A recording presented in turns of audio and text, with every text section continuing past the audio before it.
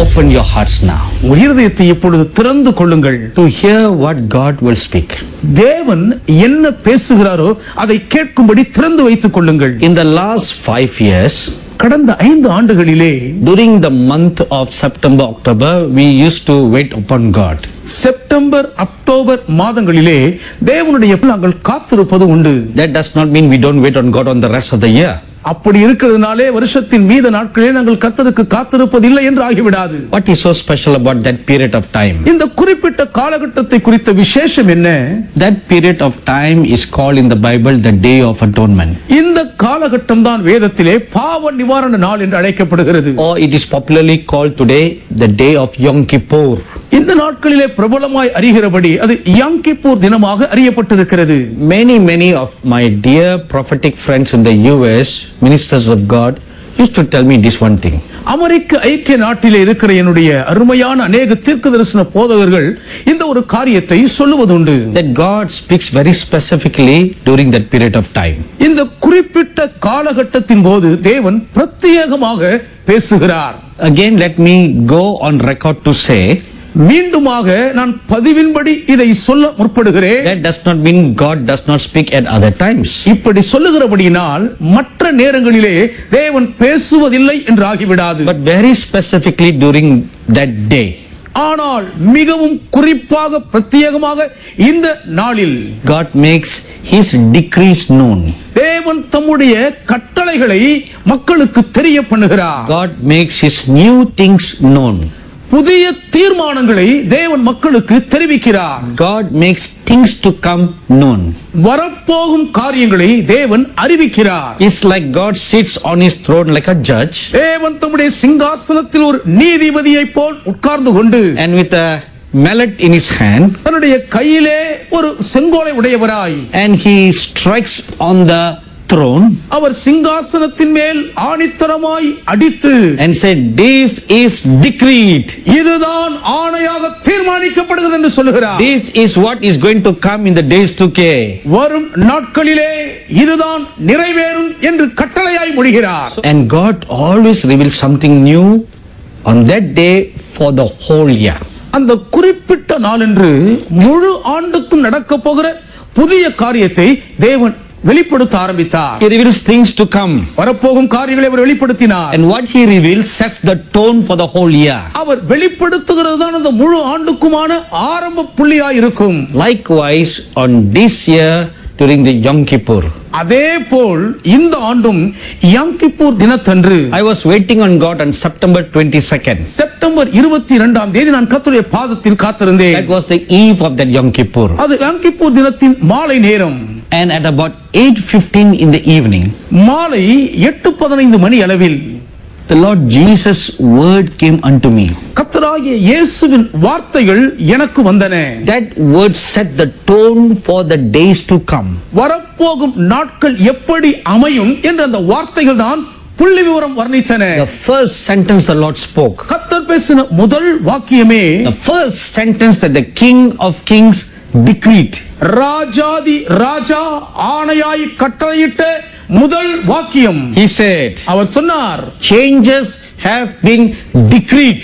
மாற்றங்கள் தீர்மானிக்கப்பட்டு விட்டன. In the past few years, கடந்த சில ஆண்டுகளாகவே the Lord said changes is coming. மாற்றங்கள் வருகிறது என்று கர்த்தர் சொல்லிக் கொண்டிருந்தார். But now very specifically said, ஆனால் இப்பொழுதோ மிகவும் திட்டவட்டமாக சொல்லுகிறார், changes have been decreed.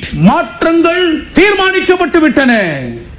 A scripture came to my mind. ஒரு வேத வசனம் என் மனதிலே வந்தது. Daniel chapter 4 verse 17. தானியேல் 4ஆம் அதிகாரம் 17ஆம் வசனம். There it says like this. அங்கே இப்படியாக வாசிக்கிறோம், This decision is by the decree of the watchers and the sentence by the word of the holy ones, in order that the living may know that the Most High rules in the kingdom of men, gives it to whomsoever he will, and sets over it the lowest of men. உன்னதமானவர் மனுஷருடைய ராஜ்யத்தில் ஆளுகை செய்து தமக்கு சித்தமானவனுக்கு அதை கொடுத்து மனுஷரில் தாழ்ந்தவனையும் அதன் மேல் அதிகாரியாக்குகிறார் என்று நரஜீவன்கள் அறியும்படிக்கு காவலாளரின் தீர்ப்பினால் இந்த காரியமும் பரிசுத்தவான்களின் மொழியினால் இந்த விசாரணையும் தீர்மானிக்கப்பட்டது என்றான். Look at that first phrase in the scripture. இந்த வேத வாக்கியத்தின் முதல் சொற்றொடரை கவனியுங்கள். This decision is by the decree of the watchers. காவலாளரின் தீர்ப்பினால் இந்த விசாரணை தீர்மானிக்கப்பட்டது. What does the word decree means? தீர்மானிக்கப்பட்டது என்றால் அந்த வார்த்தையின் பொருள் என்ன? It is an official order or decision especially made by a ruler of a country. ஒரு தேசத்தை ஆளுகை செய்கிறவர் மிகவும் பிரத்யேகமாக ஒரு சட்டபூர்வமான அதிகாரத்தை நிலைநிறுத்தும் தீர்மானத்தை வெளிப்படுத்துவதாகும். It is like a king's order. அது ஒரு அரச கட்டளை போன்றது. It is like how government pass laws. அரசாங்கம் எப்படி சட்டம் இயற்றுமோ அதற்கு சமம் அது. An official law is been passed. அதிகாரப்பூர்வமான ஒரு சட்டம் இயற்றப்பட்டு விட்டது. So likewise the King of Kings and the Lord of Lords, அதே போலவே ராஜாதி ராஜாவும் கர்த்தாதி கர்த்தாவுமானவர், the great potentate of the whole universe, அண்ட சராசரத்திலும் இருக்கிற சர்வ வல்ல தேவன், he has decreed, அவர் ஆணையிட்டு விட்டார். he has issued a decision. அவர் ஒரு தீர்மானத்தை கட்டளையாய் பிறப்பித்து விட்டார். What is that? அது என்ன? Changes, மாற்றங்கள், changes, மாற்றங்கள், changes மாற்றங்கள் have been decreed. அவைகள் ஆணையாய் தீர்மானிக்கப்பட்டு விட்டன. And the Lord God himself is the ruler. தேவனாகிய கர்த்தரே ஆளுகை செய்கிறவர். Now we need to ask a question. இப்பொழுது நாம் ஒரு கேள்வியை கேட்க வேண்டும். What are the changes that have been decreed? இப்படி தீர்மானிக்கப்பட்டு விட்ட மாற்றங்கள் எவைகள்? Please take note. தயவு செய்து குறித்துக் கொள்ளுங்கள். Changes have been decreed between good and bad. நன்மைக்கும் தீமைக்கும் இடையே மாற்றங்கள் தீர்மானிக்கப்பட்டு விட்டன. Between righteousness and unrighteousness. நீதிக்கும் அநீதிக்கும் இடையே மாற்றம் தீர்மானிக்கப்பட்டு விட்டது. Between church and Satan. சபைக்கும் சாத்தானுக்கும் இடையே. Between wheat and tares. பலவீனனுக்கும் பலமுள்ளவனுக்கும். You know what has been happening? உங்களுக்கு தெரியுமா என்ன நடக்கிறது என்று? All these past 2000 years, கடந்த 2000 ஆண்டுகளாக they all have been mixed together. இவைகள் எல்லாம் ஒன்றாய் கலந்தே இருந்து வந்திருக்கின்றன. But now God has decreed. இப்பொழுதோ தேவன் ஒரு தீர்மானத்தில் முடிவெடுத்து விட்டார். Changes. மாற்றங்கள். If you read Revelation chapter 22 verse 11, வெளிப்படுத்தின விசேஷம் 22:11 வசனத்தை படிப்பீர்களானால் it says like this. வசனம் இப்படி சொல்லுகிறது. He who is unjust, அநீதியுள்ளவன், let him be unjust still. அநியாயம் செய்கிறவன் இன்னும் அநியாயம் செய்யட்டும். He who is filthy, அசுத்தமுள்ளவன், let him be filthy still. அவன் இன்னும் அசுத்தமாயிருக்கட்டும். He who is righteous, நீதி செய்கிறவன், let him be righteous still. இன்னும் நீதி செய்யட்டும். He who is holy, பரிசுத்தமுள்ளவன், let him be holy still. அவன் இன்னும் பரிசுத்தமாகட்டும். What has been happening? என்ன நடந்து கொண்டிருக்கிறது? In the past, the righteous and the unrighteous were together. கடந்த நாட்களிலே நீதிமானும் அநீதி உள்ளவனும் ஒன்றாய் சேர்ந்துதான் வாழ்கிறார்கள். Or even a righteous person had unrighteousness inside him. இல்லாவிட்டால் நீதிமானும் தனக்குள்ளே கொஞ்சம் அநீதியை உள்ளே வைத்துதான் இருந்தான். And God has been probing them to put away the unrighteousness from the midst of you. உங்கள் நடுவில் இருக்கிற அநீதியை உங்களை விட்டு அகற்றி போடும்படி கர்த்தர் யோசனை தெரிவித்துக் கொண்டே வந்தார். And he has been very patient till the period of lukewarmness. வெதுவெதுப்பான நிலை இருக்கிற வரைக்கும் அவர் இதுவரை பொறுமையாகவே இருந்து வந்தார். We were very compromising. நாமோ சமரச போக்கில் வாழ்ந்து விட்டோம். But he was very patient. அவரோ நீடிய பொறுமையாய் இருந்தார். Waiting for us to put away that which is offensive. நாமே இடறுதற்கு ஏதுவான அவைகளை எல்லாம் அகற்றி போடுவோம் என்று பொறுமையோடு காத்திருந்தார். Was waiting. அவர் காத்திருந்தார். Waiting patiently. பொறுமையாய் காத்திருந்தார். But now he has issued a decree. இப்பொழுதோ ஒரு ஆணையை அவர் பிறப்பித்து விட்டார். A king's order. அது அரச கட்டளை. With his seal. தம்முடைய ராஜமுத்திரையோடு. The blood of the Lamb of God. தேவாட்டுக்குட்டியின் திருரத்தத்தின் முத்திரையோடு. He that is unjust, அநியாயம் செய்கிறவன், let him be unjust still. அவன் அநியாயமாய் இருக்கட்டும். He that is righteous, நீதியுள்ளவன், let him be righteous still. இன்னும் நீதி செய்யட்டும். அசுத்தமுள்ளவன் let him be filthy still. இன்னும் அசுத்தமாய் இருக்கட்டும். This is the decree. இதுவே அரச கட்டளையாகும். No more compromise. இனி சமரச பேச்சுக்கு இடமில்லை. No more a mixture between the wheat and the tare. இனி கோதுமையும் பதரும் கலந்து வாழ கலப்படத்துக்கு வாய்ப்பில்லை. No more. இனிமேல் கிடையாது. A separation has been decreed. ஒரு பிரிவினை இப்பொழுதே ஆணையாய் தாக்கீது செய்யப்பட்டு விட்டது. I am remembered of an incident that took place in Exodus 32. யாத்ராகமம் 32ஆம் அதிகாரத்திலே நடந்த ஒரு சம்பவம் இப்பொழுது நினைவில் வருகிறது. When the prophet Moses was up on the Mount Sinai. தீர்க்கதரிசி மோசே அவர்கள் சீனாய் மலையின் மேல் இருந்தபோது He was waiting on God for 40 days and 40 nights. 40 நாட்கள் இரவும் பகலும் தேவனுடைய பாதத்தில் காத்திருந்தார்கள். The people got tired of waiting for him. மோசேயின் வருகைக்காய் காத்திருந்த மக்கள் களைத்து போய் விட்டார்கள். So they pressured Aaron to make a idol. இப்பொழுது ஒரு விக்கிரகத்தை உண்டு பண்ணும்படி ஆரோன் மீது மிகுந்த அழுத்தம் கொடுத்தார்கள். And though Aaron tried to resist it, Aaron அதை எதிர்க்க மறுக்க முயற்சித்தாலும் the majority of the people overpowered him. மக்களுடைய பெரும்பான்மையான தாக்கம் அவரை மிஞ்சிவிட்டது. So he made a golden calf. ஆகவே ஒரு பொன் கன்றுக்குட்டியை வார்ப்பித்தார். And they all dance and worship the dove.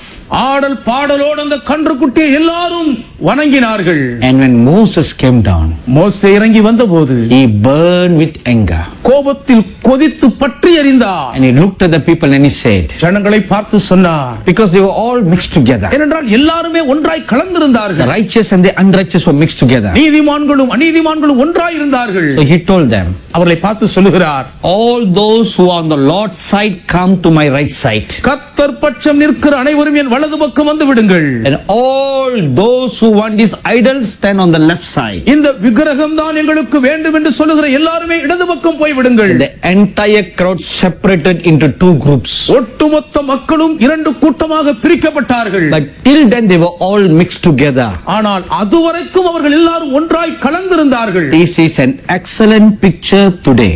இன்றைய காட்சியை சித்தரிக்கும் தலை சிறந்த ஒரு வர்ணனை இதுவே. All this while the filthy and the unclean were all mixed together.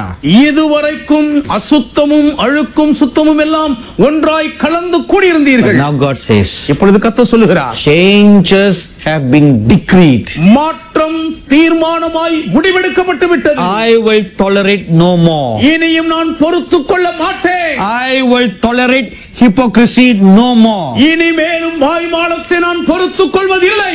I will tolerate unrighteous no more. இனியும் அநீதியை நான் சகித்துக் கொள்ள மாட்டேன். I will no more tolerate unjust.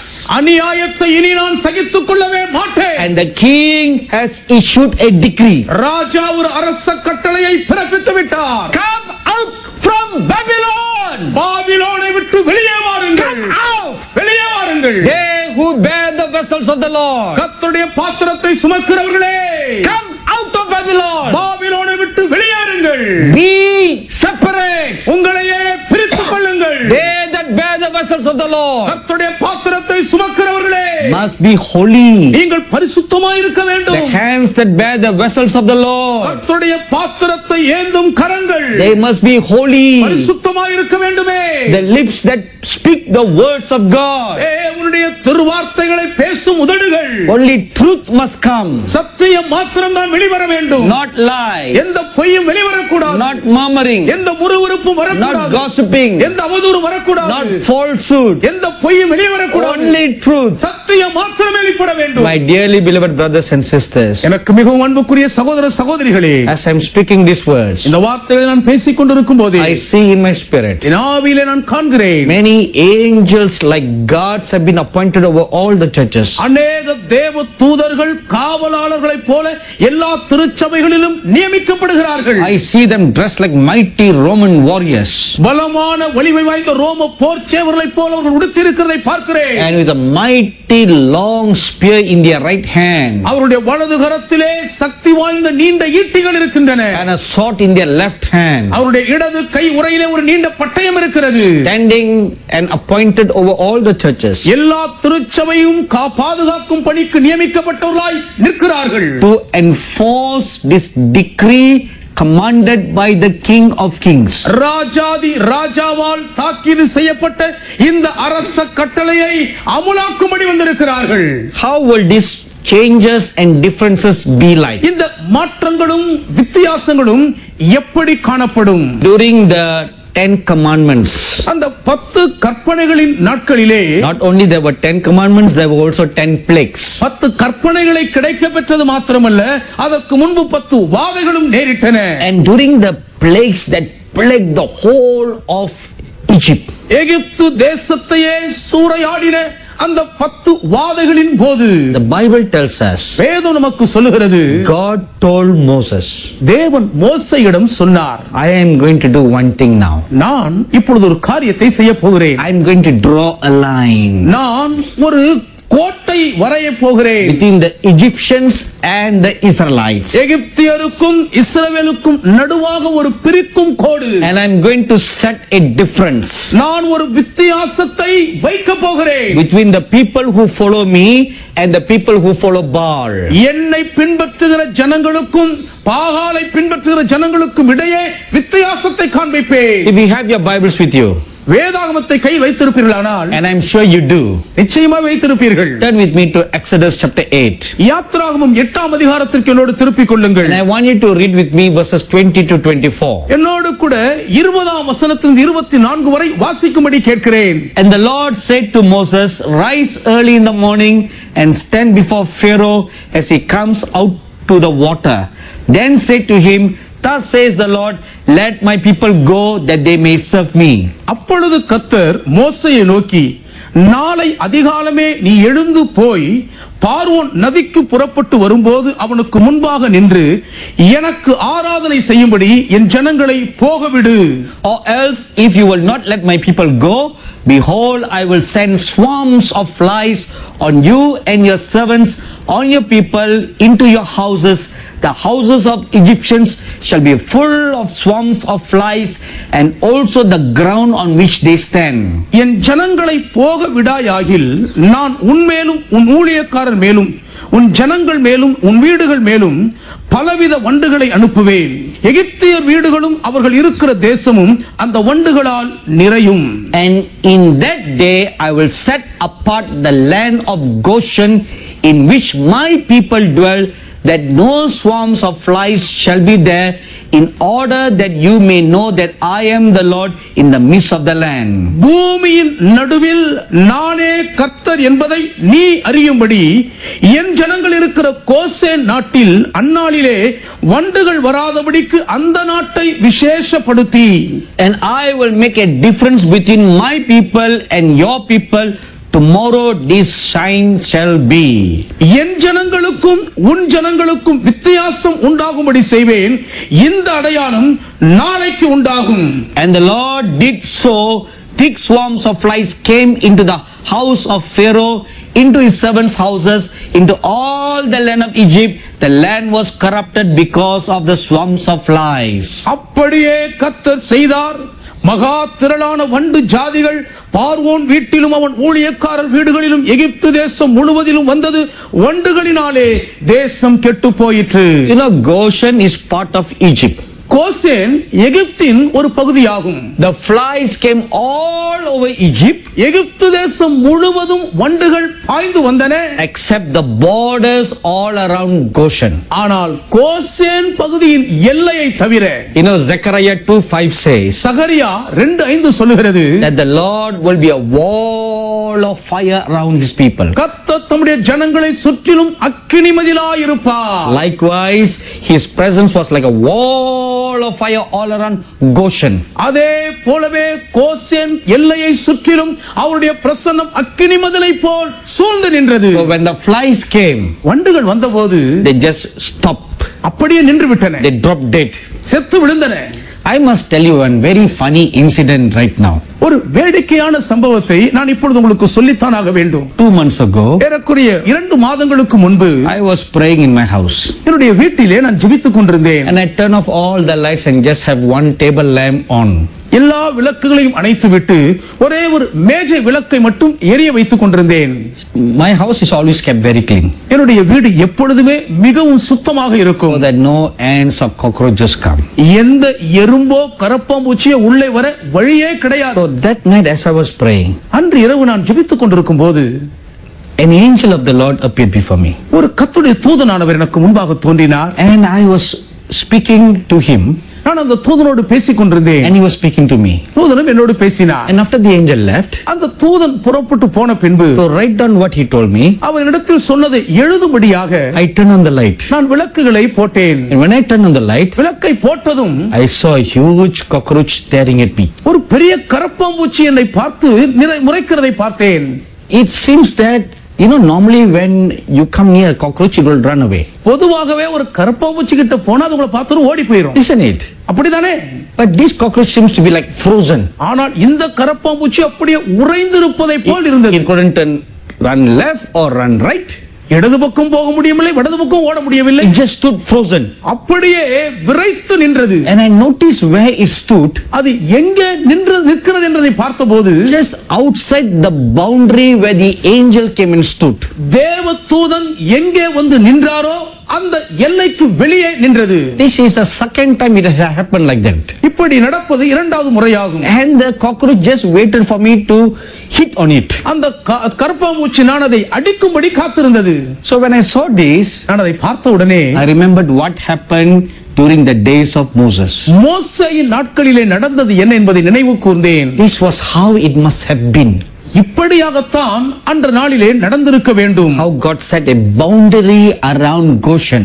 கோசேனை சுற்றிலும் தேவன் எப்படி ஒரு பாதுகாப்பு வளையத்தை அமைத்தார். Not only that, அது மாத்திரமல்ல, if you read Exodus chapter 9, யாத்ராகமம் 9ஆம் அதிகாரத்தை படிப்பீர்களானால் verses 18 to 26, 18 முதல் 26 வரை உள்ள வசனங்கள், it says that God sent down hail and fire. தேவன் அக்கினியையும் கல்மழையையும் அனுப்பினார் என்று பார்க்கிறோம். It fell all over Egypt except in Goshen.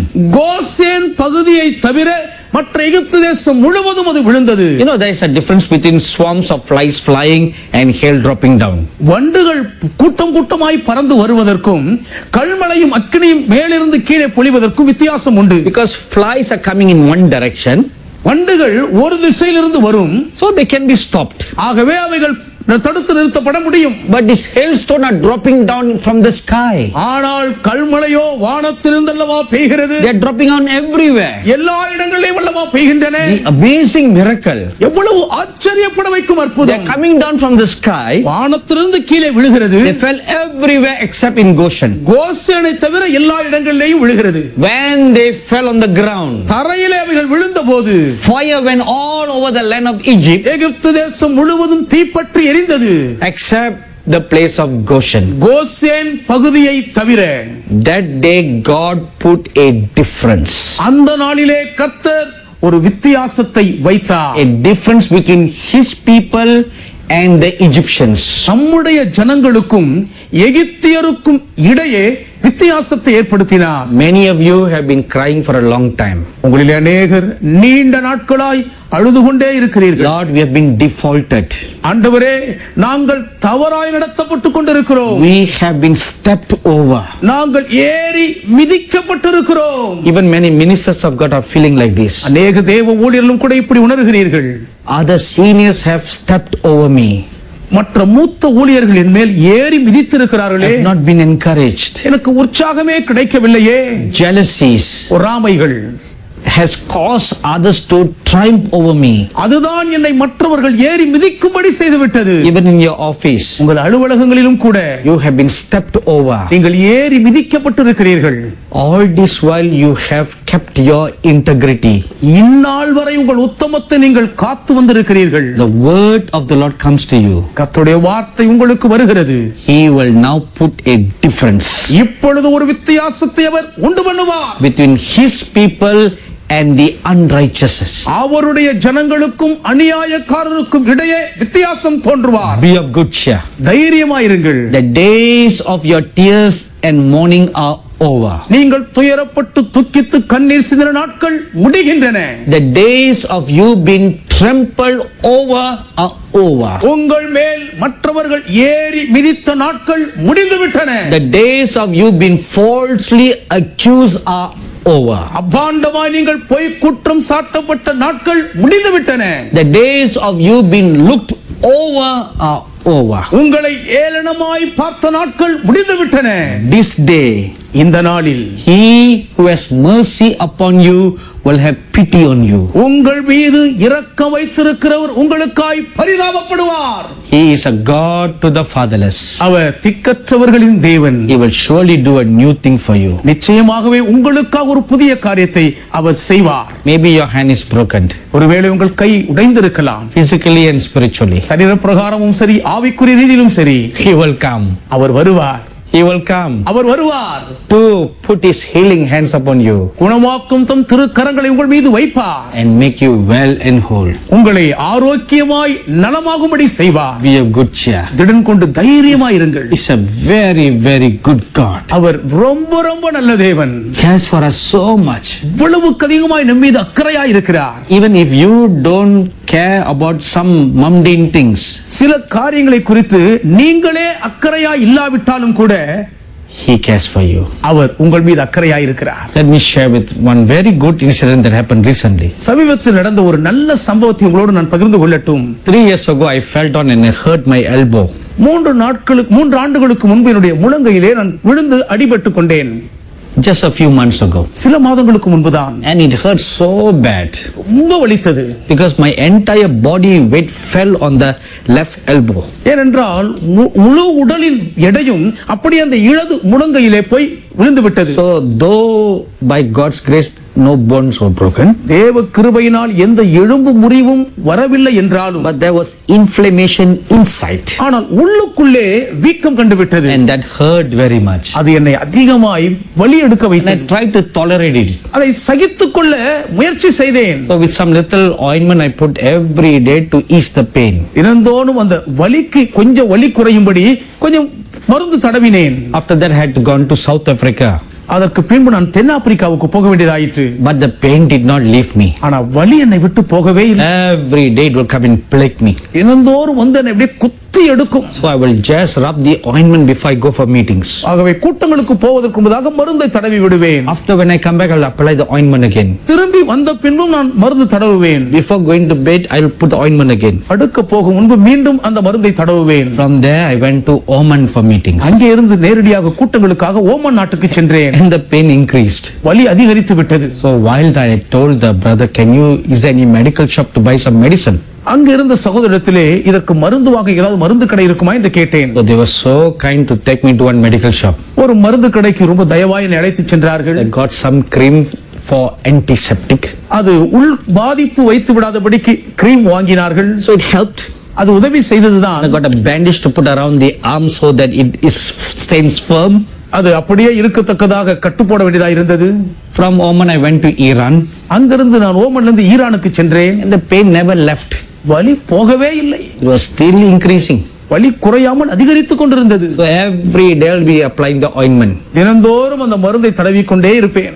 One afternoon ஒரு பிற்பகல் நேரத்தில் I was waiting on the Lord. கர்த்தரிடத்தில் காத்திருந்தேன். And I never, all this while I did not bother to pray about this pain.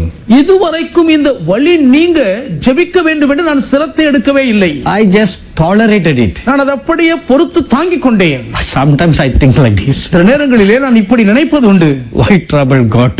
இதுக்கெல்லாம் போய் ஏன் ஆண்டவரை தொந்தரவு செய்ய வேண்டும்?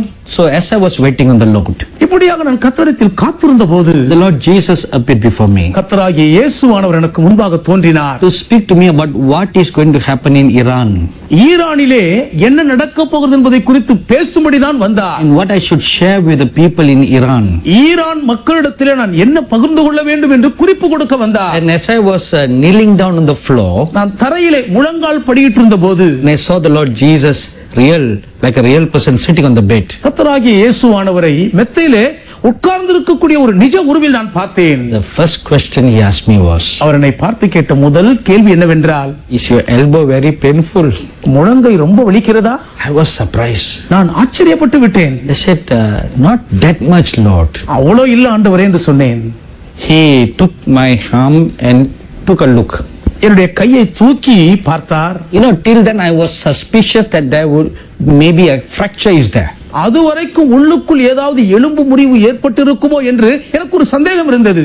Like a loving mother, ஒரு அன்புள்ள தாயை போல he took the hand and took a look. என்னுடைய கையை எடுத்து அப்படி திருப்பி பார்த்தார். And he said, அவர் சொன்னார், there's no fracture, no need to worry. உள்ள எந்த எலும்பு முறிவும் இல்லை, பயப்படுவதற்கு கவலைப்பட ஒன்றும் இல்லை. Just there's inflammation inside. உள்ள கொஞ்சம் வீக்கம், அவ்வளவுதான். You'll be all right. எல்லாம் சரியாகிவிடும். You know, that incident really touched me very much. அந்த சம்பவம் உண்மையாகவே அதிகமாய் தொட்டு விட்டது. How much he cares for us. எவ்வளவாய் நம்ம மீது அவர் கரிசனையாய் இருக்கிறார். Even now, one dear daughter is shedding tears. இப்பொழுதும் ஒரு அன்பு மகள் கண்ணீர் சிந்திக் கொண்டிருக்கிறீர்கள். Come on, wipe away your tears. உங்கள் கண்ணீரை துடைத்துக் கொள்ளுங்கள். He cares for you so much. உங்களுக்காக அவர் அளவுக்கு அதிகமாய் கரிசனையாய் இருக்கிறார். How can he allow your child to die? உங்களுடைய பிள்ளை செத்துப்போக எப்படி விடுவார்? No, he will not allow that. இல்லை, அவர் அனுமதிக்கவே மாட்டார். He's a good God. அவர் நல்ல தேவன். He's a good God. அவர் அவ்வளவு நல்ல தேவன். Instead of crying, come on, open your mouth and give thanks to God. அழுவதற்கு பதிலாக வாயை திறந்து ஆண்டவருக்கு நன்றி சொல்லுங்க. So he put a wall of protection around his people. தம்முடைய ஜனங்களை சுற்றிலும் ஒரு பாதுகாப்பின் சுவரை அவர் எழுப்பினார். My dearly beloved brothers and sisters, என் அன்புக்குரிய சகோதர சகோதரிகளே, what is God going to do? தேவன் என்ன செய்ய போகிறார்? Now you are going to see a separation.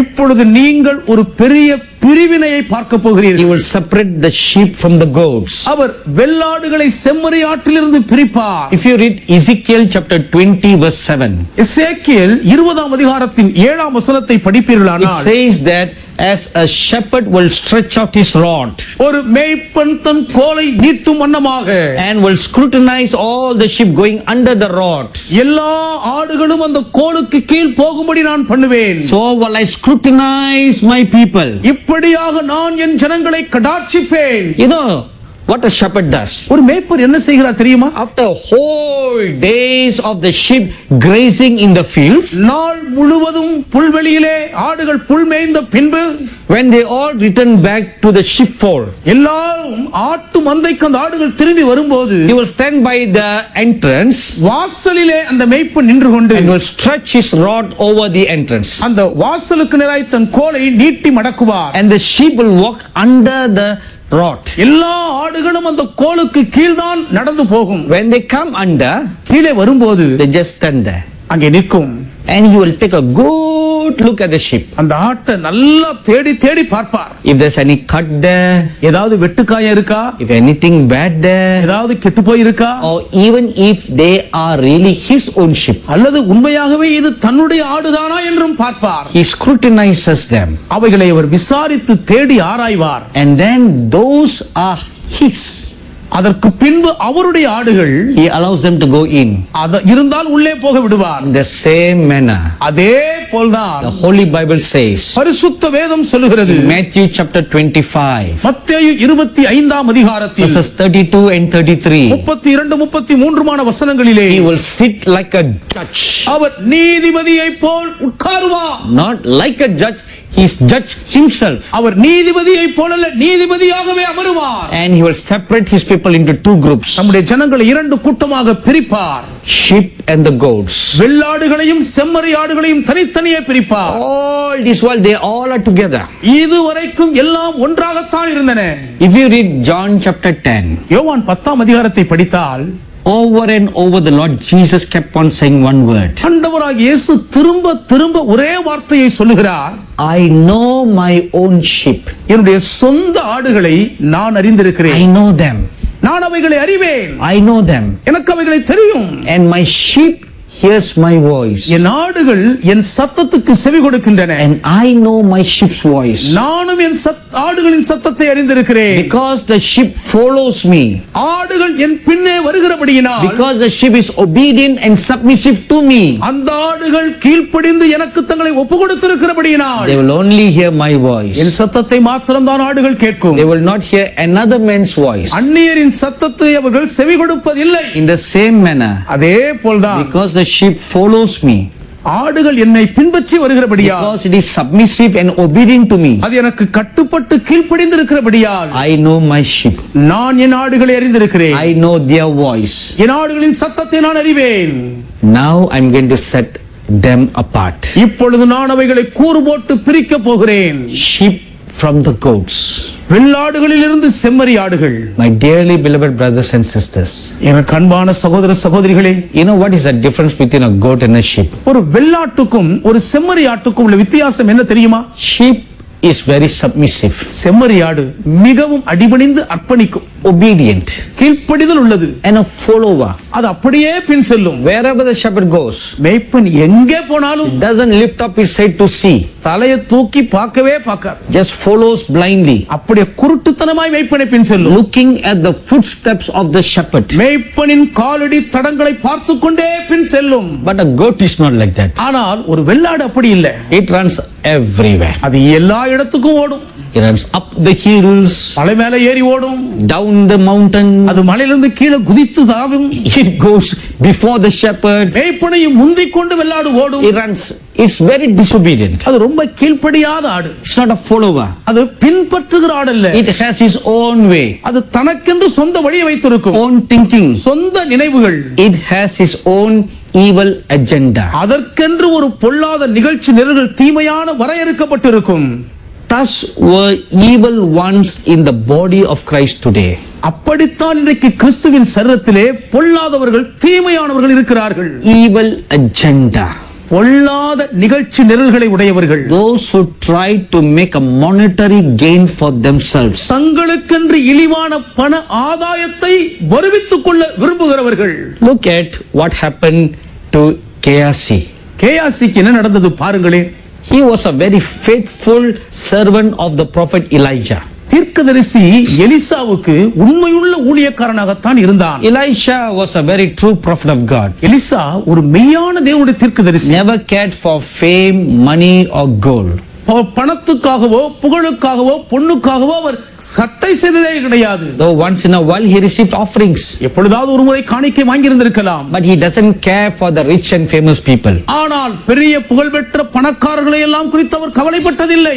So one day a very important person came to him for prayer. ஆகவே இப்படி இருக்க ஒரு நாள் ஒரு முக்கிய பிரமுகர் ஒரு நாள் ஜெபத்திற்காக அவரை நாடி வந்தார். High ranking military officer, ராணுவத்திலே உயர்ந்த அதிகார பதவியில் இருக்கும் ஒரு பெரியவர். and he received a powerful healing miracle from Elisha's prayer. எலிசாவின் ஜெபத்தின் மூலமாக ஒரு வல்லமையான அற்புத சுகத்தை அவர் பெற்றுக்கொண்டார். So in gratitude he wanted to give him some offering. ஆகவே நன்றியினால் கொஞ்சம் காணிக்கை கொடுக்க விரும்பினார். Elisha just refused. எலிசா மறுத்துவிட்டார். I don't need all that. எனக்கு இதெல்லாம் வேண்டாம் என்று சொல்லிவிட்டார். Go away. நீங்க போய் வாருங்கள்.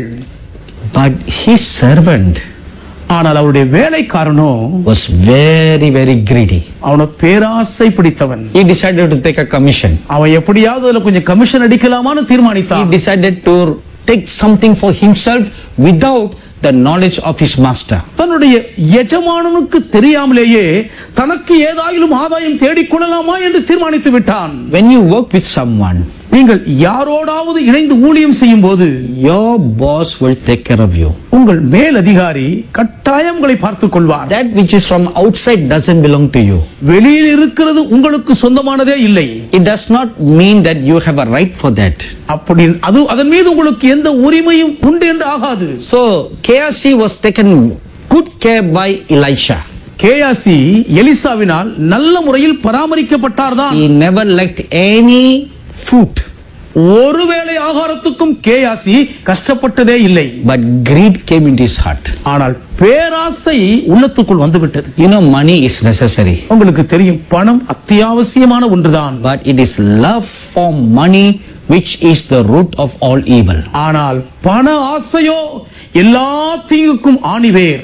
Once the love for money comes, ஒரு முறை பண ஆசை வந்துவிடுமானால் your heart becomes corrupted. உங்கள் இருதயம் கரைபிடித்து பாழாகிவிடும். Then your mind begin to devise wicked plans. அப்பொழுதுதான் உங்கள் மனம் பொல்லாத தீவினைகளை யோசிக்க ஆரம்பிக்கும். How to cheat, எப்படி ஏமாற்றலாம், how to hide. எப்படி ஒளித்து மறைக்கலாம். The heart becomes very deceitful. இருதயம் கபடும் வஞ்சகமும் நிறைந்ததாய் மாறிவிடும். That's exactly what Gehazi did. அததான் சரியா கேயாசி செய்தான். He ran after Naaman நாகமானுக்கு பின்னாலேயே ஓடி போனான். and he told the first lie. முதல் பொய்யை சொன்னான். After you left, sir, ஐயா நீங்க புறப்பட்டு வந்ததுக்கு அப்புறம் some தான் people came to see my master. என் எஜமானனை பார்க்க சிலர் வந்து விட்டார்கள். So that was a lie. அது ஒரு பொய். My master wants to give something to them. என் எஜமானன் அவர்களுக்கு ஏதாவது கொடுக்க விரும்பினார். So he told me to go after you. ஆகவேதான் உங்க பின்னாலேயே போகும்படி என்னை அனுப்பினார். So Naaman was so happy to give something. இப்படி வந்த நிலையில் நாகமானுக்கு கொடுப்பதில் ரொம்ப சந்தோஷம். So he gave them. நாகமான் கொடுத்து விட்டார். And now Gehazi has got a big bundle of goods. இப்பொழுதோ கேயாசிக்கு சரக்கு பெரிய மூட்டையா கிடைச்சிருச்சு. He cannot go back to Elisha's house with all that. இதெல்லாம் எடுத்துட்டு எலிசா வீட்டுக்கு திரும்பி போக முடியாது. So what did he do? என்ன செய்தான்? Along the way he hid them. போகிற வழியிலேயே அவைகளை ஒளித்து பதுக்கி விட்டார். This is quite similar to black money. இது கருப்பு பணத்தை பதுக்குவதற்கு சமம் அல்லவா? Hiding away. ஒளித்து வைத்தல். Unlawful acquiring of wealth. சட்ட விரோதமாக சொத்துக்களை சேர்த்து குவித்தல்.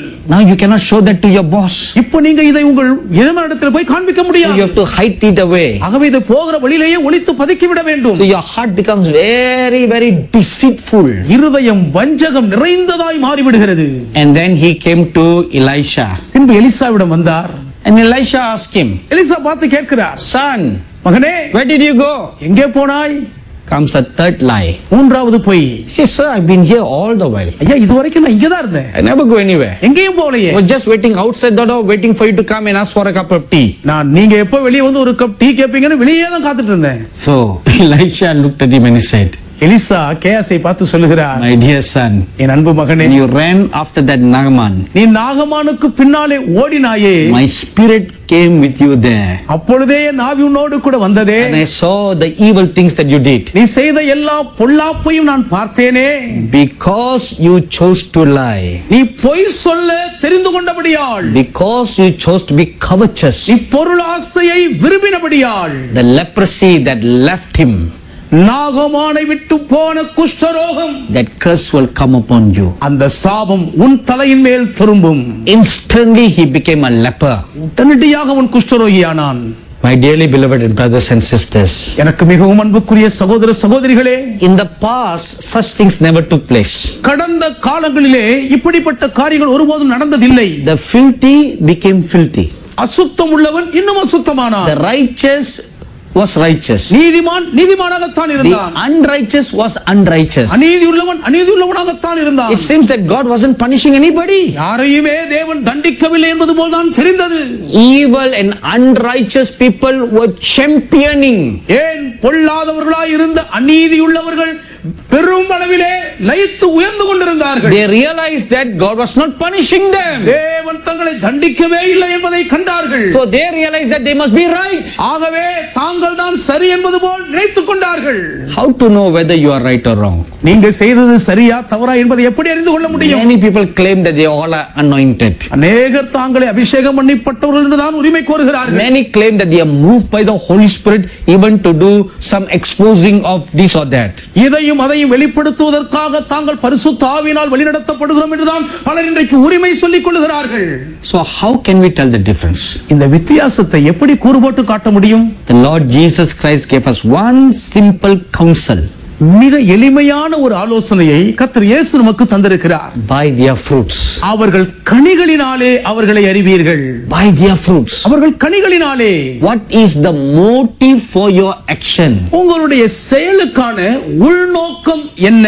What is your motive for exposing? நீங்கள் இவைகளை வெளிப்படுத்தி காட்டுவதற்கான உள்நோக்க காரணம் என்ன? The Bible says, வேதம் சொல்லுகிறது, love covers a multitude of sins. அன்பு திரளான பாவங்களை மூடும். That does not mean we cover up sins. அப்படி இருக்கிறதுனால நம்முடைய பாவங்களை நாம் மூடி மறைக்கிறோம் என்று ஆகிவிடாது. It does not expose. அது இன்னும் அம்பலத்துக்கு வரவில்லை. It will correct. அது சரிப்படுத்தும். One to one. ஒன்றொருவரை பாழாக்கும். But not shamefully expose. ஆனால் அவன் வெட்கத்துக்கு ஏதுவாக அது அம்பலத்துக்கு வெளியே கொடுக்காது. And what's the motive for doing all that? இவைகளை எல்லாம் செய்வதற்கான நோக்கம் என்ன? The heart must be without malice. இதயம் எந்த விதமான வஞ்சகமும் கபடம் இல்லாமல் இருக்க வேண்டும். Things must not be done for evil motives. எந்த பொல்லாத தவறான தீய நோக்கத்தோடும் எதையும் செய்யக்கூடாது. For example, உதாரணத்திற்கு, why did Naaman wanted a gallows to be made? ஏன் அன்றைக்கு ஆமான் ஒரு தூக்கு மரத்தை செய்விக்க விரும்பினான்? For what purpose? காரணம் என்ன நோக்கம்? Just for one man. ஒரே ஒரு மனிதனை தூக்கி போடுவதற்காக. To hang Mordecai. மொர்தெகாயை தூக்கிலிட வேண்டும் என்பதற்காக. What evil did Mordecai do? அப்படி அந்த மொர்தெகாய் என்னதான் பொல்லாப்பு செய்து விட்டார்? Simply because he did not bow down to Naaman. ஆமானுக்கு முன்பாக அவர் குனிந்து தலை வணங்கவில்லை என்ற ஒரு சாதாரண காரணம். He did not bow down to the demands of Haman. ஆமான் முன்வைத்த எந்த கோரிக்கைக்கும் இந்த மொர்தெகாய் தலை வணங்கவில்லை. For whatever Haman demanded, ஆமான் எதை வலியுறுத்தினாலும் Mordecai was not obeying. மொர்தெகாய் அதற்கு கீழ்ப்படியவில்லை. Haman demanded obedience. ஆமான் கீழ்ப்படிதலை உரிமை கோரினான். He demanded respect. மரியாதை கொடுக்க வேண்டும் என்று வலியுறுத்தினான். But Mordecai would not bow down. ஆனால் மொர்தெகாய் தலை வணங்க மாட்டார். So Haman became furious. இப்பொழுது ஆமான் கோபப்பட்டு விட்டார். He had this gallows made. தூக்கு மரத்தை செய்து விட்டான். So what is the motive of the heart? இருதயத்தின் உள்நோக்கம் என்ன? Pride, பெருமை, arrogance, ஆணவம், anger, மூர்க்கம், bitterness. மனக்கசப்பு. That was the fruit of his heart. அவருடைய இருதயத்தில் இருந்த கனி அதுதான். My dearly beloved brothers and sisters, எனக்கு மிகவும் அன்பான சகோதர சகோதரிகளே, by this you shall know இவைகளினாலே நீங்கள் அறிவீர்கள் the fruit of the Spirit, ஆவியின் கனி, the fruit of your actions. உங்களுடைய கிரியைகளின் கனி. What is the motive for someone falsely accusing another person? ஒருவர் அபாண்டமாய் மற்றொருவரை பொய் குற்றம் சாட்டுவதற்கான உள்நோக்கம் என்ன? What is the motive for someone issuing threats? ஒருவரை மிரட்டுவதற்கான உள்நோக்கம் என்ன? What is the motive for someone accepting bribes? லஞ்சம் வாங்குவதற்கான உள்நோக்கம் என்ன? What is the motive for someone accepting money through illegal sources? சட்டவிரோத செயல்கள் மூலம் பணத்தை சம்பாதிக்கிற உள்நோக்கம் என்ன? What is the motive for someone acting like a spy? ஒருவர் உளவாளியைப் போல் நடந்து கொள்வதற்கான உள்நோக்கம் என்ன? The bottom line you will find is one word. அதனுடைய அடிக்கோடிலே பார்க்கும் பொழுது ஒரு வார்த்தை தெரியும். Greed. பேராசை. Greed. பேராசை. And the root cause of greed is pride. பேராசையின் மூல காரணம் பெருமை. God allowed all this in his body all this while. இதுவரைக்கும் தம்முடைய சரீரத்திலே இவைகள் எல்லாம் புலங்குவதற்கு தேவன் அனுமதித்தார். Now is putting a separation. இப்பொழுதோ ஒரு வேறுபாட்டை பிரிக்கிறார். He was extremely patient for unfruitful tree to bear fruit.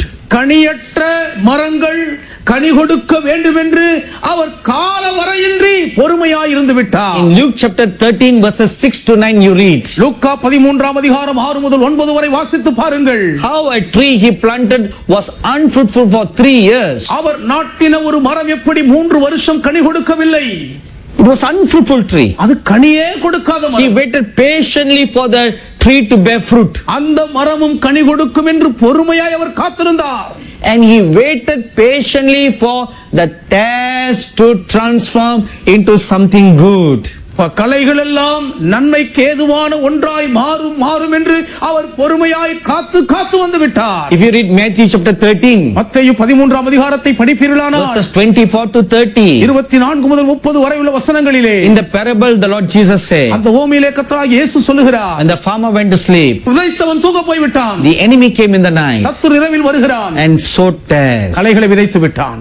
If the farmer had not slept, அந்த நிலத்தின் சொந்தக்காரன் தூங்காமல் if இருந்திருந்தான், he had been watching over the land, தன்னுடைய நிலத்தின் மீது அவன் கவனமாய் விழித்து பார்த்திருந்தால், the enemy would not have come. சத்துரு வந்திருக்கவே மாட்டான். And the enemy came சத்துரு வந்தான், and he planted tares. அவன் களைகளை விதைத்து விட்டான். The farmer did not know. அது அந்த நிலத்தின் உரிமையாளருக்கு தெரியாது. They were cleverly planted by the enemy. சத்துருக்களால் மிகவும் புத்தி சாதுரியத்தோடு அவைகள் நாட்டப்பட்டு விட்டன. Today there are enemies like that. இன்றைக்கும் அப்படித்தான் சத்துருக்கள் இருக்கிறார்கள். They come to a ministry, ஒரு ஊழியத்துக்கு வருவார்கள், they come to a church, ஒரு சபைக்கு வருவார்கள், like genuine believers, மெய்யான விசுவாசி மாதிரி வருவாங்க, like a genuine preacher. மகா உண்மையான பிரசங்கியார் போல் வருவார்கள். The Lord Jesus said, கர்த்தராகிய இயேசு சொன்னார், but they are ravening wolves ஆனால் அவைகளோ பட்சிக்கிற ஓநாய்கள், in sheep's clothing. அவர்கள் ஆட்டுத்தோலை போர்த்தி இருக்கிறவைகள். Externally it looks like a sheep, புறத்தோற்றத்தை பார்த்தால் ஆடை போலவே இருப்பார்கள், but the nature of its heart, ஆனால் இருதயத்தின் சுபாவமோ it is a ravening wolf. பட்சிக்கிற ஓநாயின் விஷம். And it is one motive is to tear apart. ஒரே நோக்கம் கடித்து குதறிவிட வேண்டும் என்பதுதான். Like what they say, அவங்க என்ன சொல்லுவாங்கன்னா, divide and rule, அதை பிரித்தாலும் சூழ்ச்சி, sowing discord. பிரிவினைகளை விதைத்தல். My dearly beloved brothers and sisters, என் அன்புக்குரிய சகோதர சகோதரிகளே, please take note of this. இதை தயவு செய்து கவனமாய் குறித்துக் கொள்ளுங்கள். Only the devil sows discord. பிசாசு மாத்திரம்தான் பிரிவினைகளை விதைப்பான். Because the Bible says, ஏனென்றால் வேதம் சொல்லுகிறது, God is not the author of confusion. தேவன் குழப்பங்களின் தோற்றுவிப்பவர் அல்ல. And He is not a God of division. அவர் பிரிவினைகளுக்கும் தேவன் அல்ல. Because the scripture says, ஏன் வேதம் தெளிவாய் சொல்லுகிறது, there is one Lord, ஒரே கர்த்தர், one faith, ஒரே விசுவாசம், one baptism, ஒரே ஞானஸ்நானம், one Father, ஒரே பிதா, one God, ஒரே தேவன், one Lord, ஒரே ஆண்டவர், one. ஒருவர்தான். Any discord or division only comes from the devil. எந்த பிரிவானாலும் பிரிவினையானாலும் பிசாசிடமிருந்து மாத்திரம்தான் வரும். Every time you hear something that is not an act of love, ஒவ்வொரு முறையும் எப்பொழுதெல்லாம் அன்பின் அடிப்படையில் இல்லாத எதனொன்றை நீங்கள் கேள்விப்பட்டாலும், any word that comes that causes doubt and discord, சந்தேகத்தையும் பிரிவினையும் தூண்டக்கூடிய எது வந்தாலும், it is of the devil. அது பிசாசின்.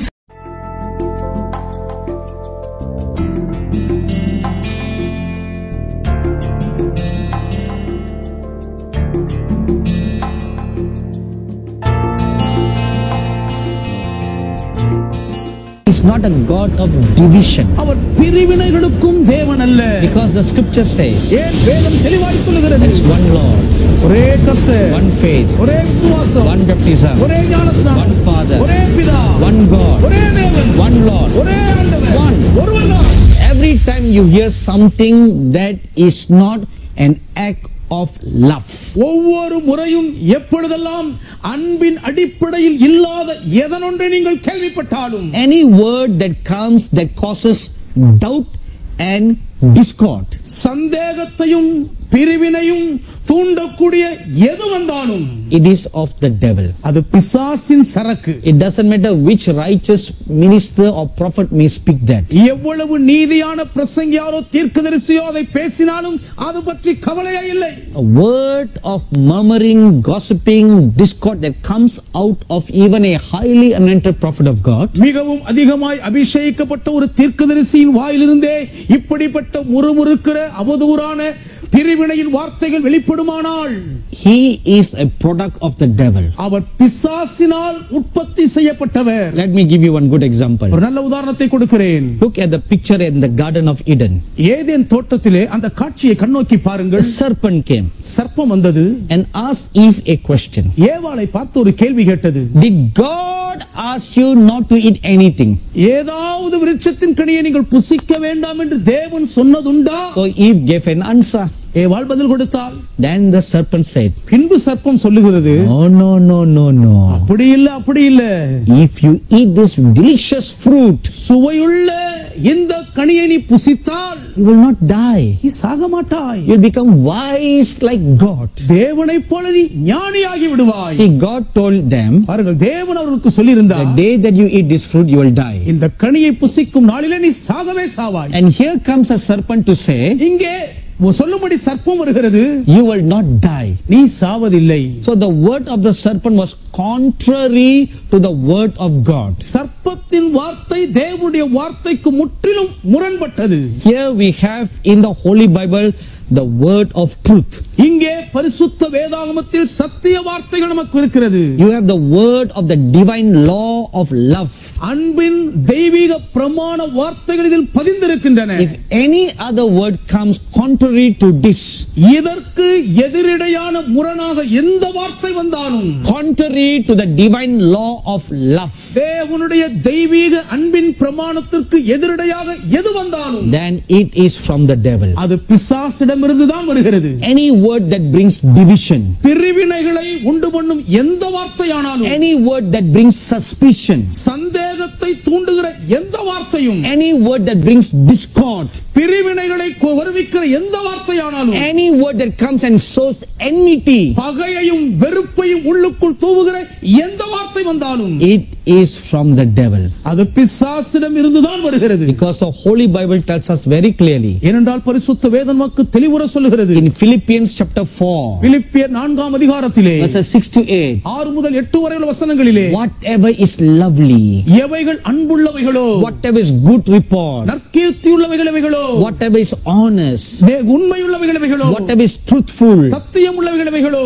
Think upon this. அவைகளையே சிந்தித்துக் கொண்டிருங்கள். Anything that is contrary to that divine order. இந்த தெய்வீக நியமனத்தின் ஒழுங்குக்கு எதிரடையான முரண்பாடாய் தோன்றுகிற எதுவாயிருந்தாலும் if you start thinking about them, அதை குறித்து நீங்கள் சிந்திக்க ஆரம்பித்தாலே you open the door for the enemy to come. சத்துரு உள்ளே வருவதற்கு வாசலை திறந்து கொடுக்கிறீர்கள். And he will begin to sow seeds of discord. பிரிவினையின் விதைகளை அவன் உள்ளே விதைக்க ஆரம்பிப்பான். Doubt, சந்தேகம், anger, கோபம், enmity, பகை, jealousy, பொறாமை, hatred, பகை வெறுப்புணர்வு, eventually murder. காலப்போக்கிலே கொலையும் செய்ய தூண்டி விடுவான். Not necessarily you are killing one another in the flesh. நீங்கள் சரீர பிரகாரமாக ஒருத்தரை கத்தி எடுத்து குத்தி கொள்ள வேண்டும் என்ற அவசியம் இல்லை. But character assassination on the internet. ஆனால் இணையதளத்திலே ஒருவருடைய நற்பெயருக்கு களங்கம் கற்பித்தலே பெரும் கொலைக்கு சமம். Assassination on the Facebook and Twitter. முக புத்தகத்திலே ட்விட்டரிலே ஒருவருடைய நற்பெயருக்கு நீங்கள் களங்கம் கற்பித்தாலே போதும். This is very common today.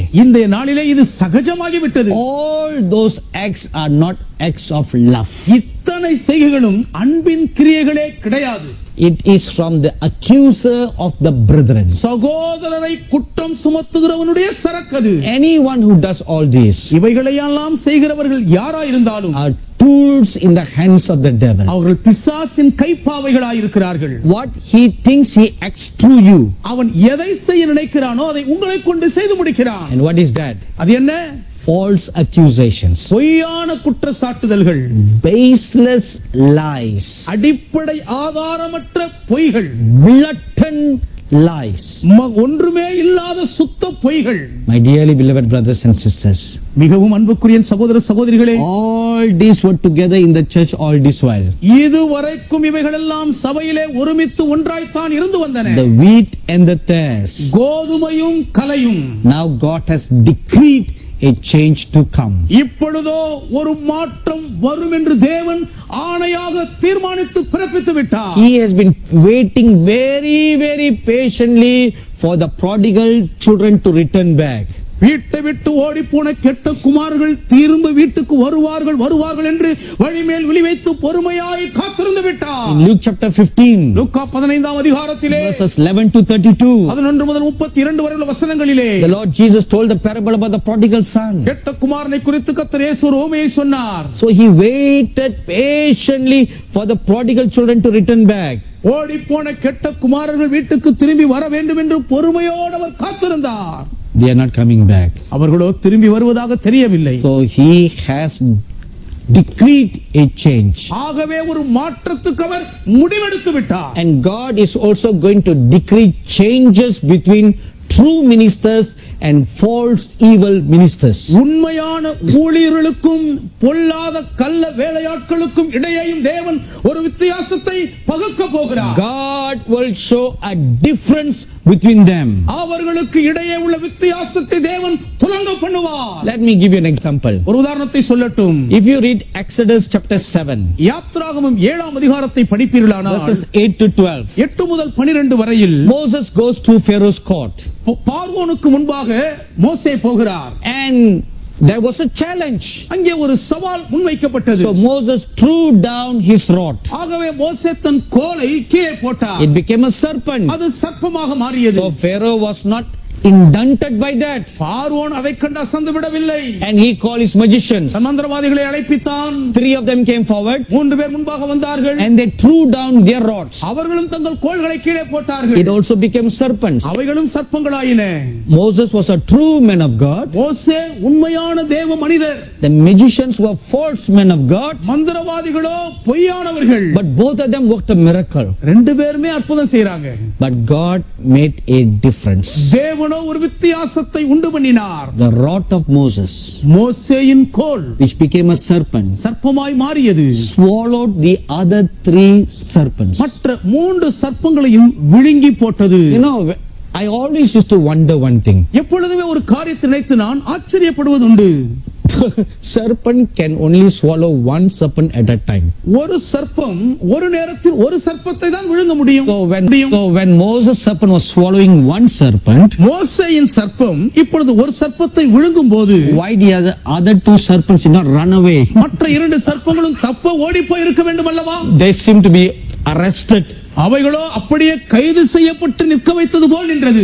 Must be like the story of the cockroach I told you earlier. ஆரம்பத்தில் சொன்னேனே அந்த கரப்பாம்பூச்சியின் கதை அதை போலத்தான் நடந்திருக்க வேண்டும். That cockroach could not run anywhere. அந்த கரப்பாம்பூச்சி எந்த பக்கம் ஓட முடியல. Arrested by the presence of God. தேவ பிரசன்னத்தினால் அப்படியே ஸ்தம்பிக்கப்பட்டு விட்டது. Must be like that. அப்படித்தான் இந்த சர்ப்பமும் கைது செய்யப்பட்டிருக்க வேண்டும். The other two serpents were arrested. மற்ற இரண்டு சர்ப்பங்களும் அப்படியே கைதாகி விட்டன.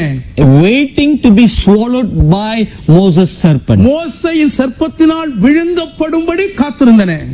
God put a difference that day. அந்த நாளிலே தேவன் ஒரு வித்தியாசத்தை ஏற்படுத்தினார். The same manner. அதே போலவே God now is going to put a difference between the true ministers and the false ministers. உண்மையான கர்த்தருடைய ஊழியக்காரர்களுக்கும் பொல்லாத கள்ள வேலையாட்களுக்கும் இடையே தேவன் இப்பொழுது ஒரு வித்தியாசத்தை காண்பிக்க போகிறார். Workers of iniquity cannot prosper any longer. அக்கிரம செய்கைக்காரர்கள் இனியும் வாய்த்து செழித்திருக்க முடியாது. No more. இனி இல்லை. Your days are numbered. உங்கள் நாட்கள் எண்ணப்படுகின்றன. God will tear apart the mask of hypocrites.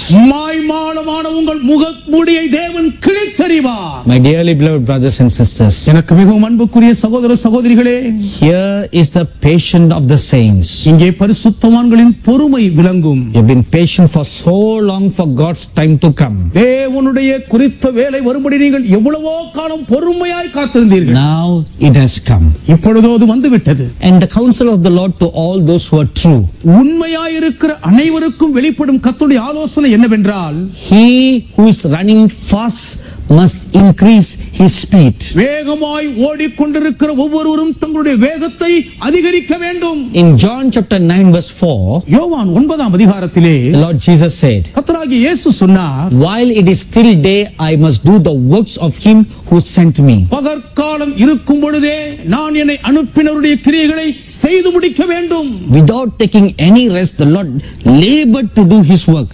ஓய்வின்றி உறக்கமின்றி கர்த்தர் தம்முடைய கிரியை செய்து முடிக்கும்படி கடினமாய் உழைத்து பிரயாசப்பட்டார். I want you to remember one thing now. இப்பொழுது ஒரு காரியத்தை நீங்கள் நினைவில் வைத்துக் கொள்ளும்படி விரும்புகிறேன்.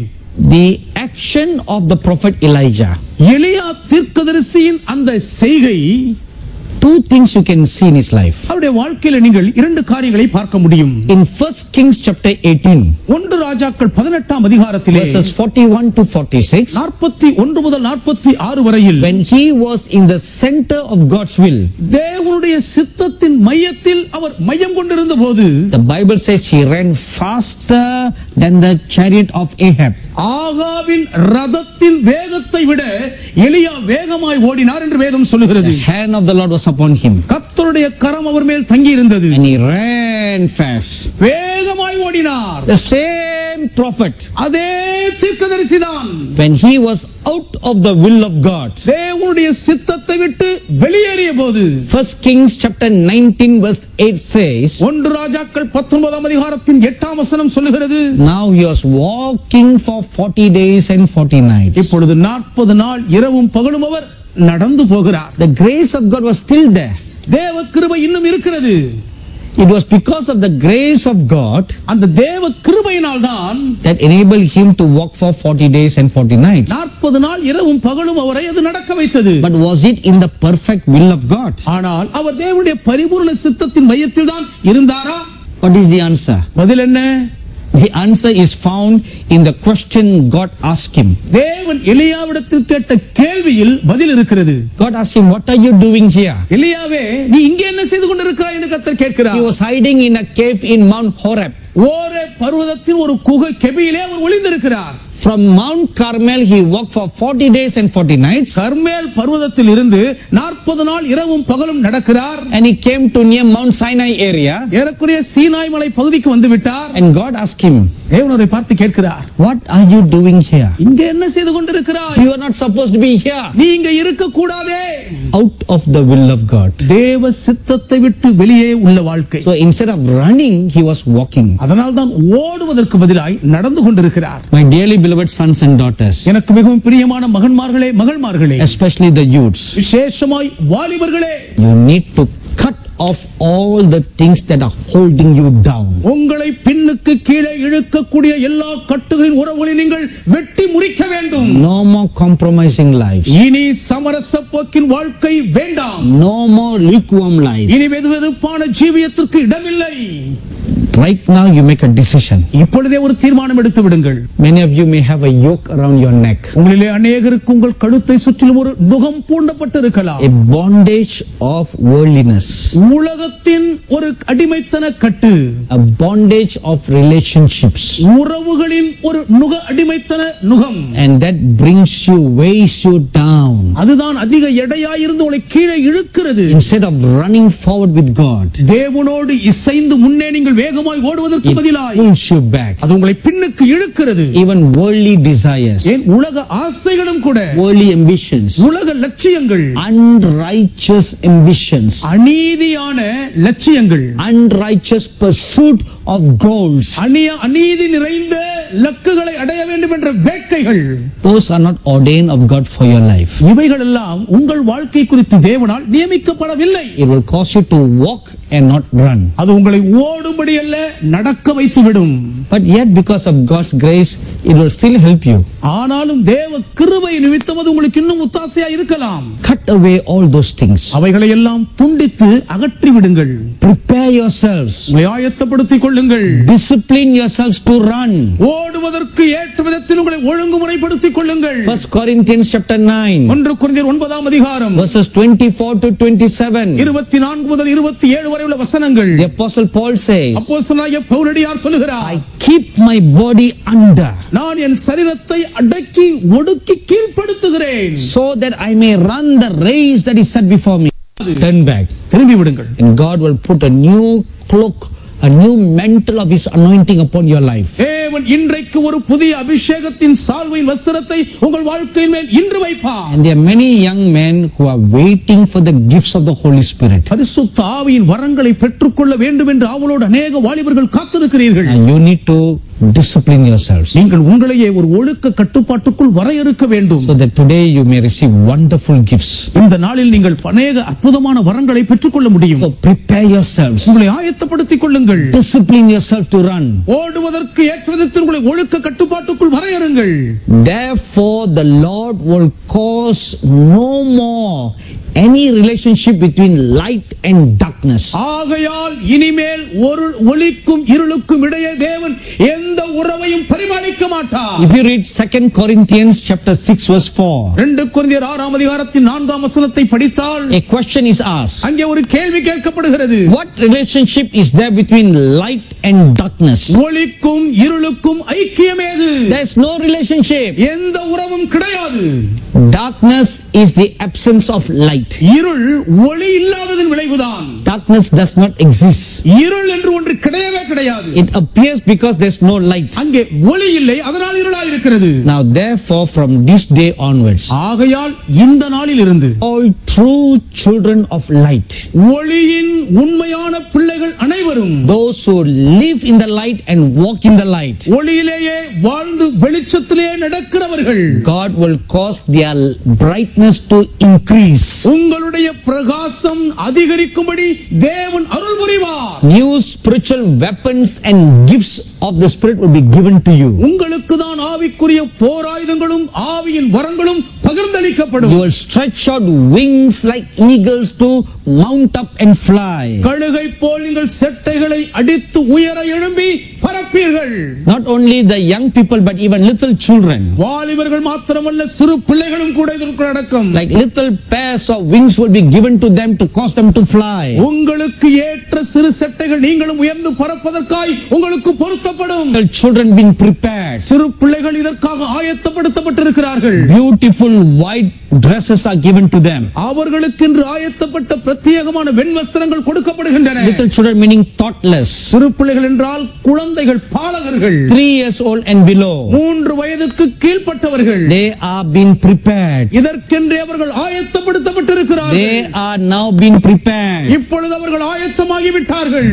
A fine linen beautiful white garment is been made for them. அவர்களுக்கென்று பிரத்யேகமான அழகிய மெல்லிய வெண்வஸ்திரம் தயார் நிலையில் இருக்கிறது. And small wings are made for them to be attached on them. அவர்கள் மேல் பொருத்தப்படும்படி அவர்களுக்கு ஏற்ற கச்சிதமான சிறு செட்டைகள் தயாராகிவிட்டன. The true churches will be enlarged and strengthened. மெய்யான திருச்சபைகள் எல்லைகள் விரிவடையும், ஸ்திரப்பட்டு பலனடையும்.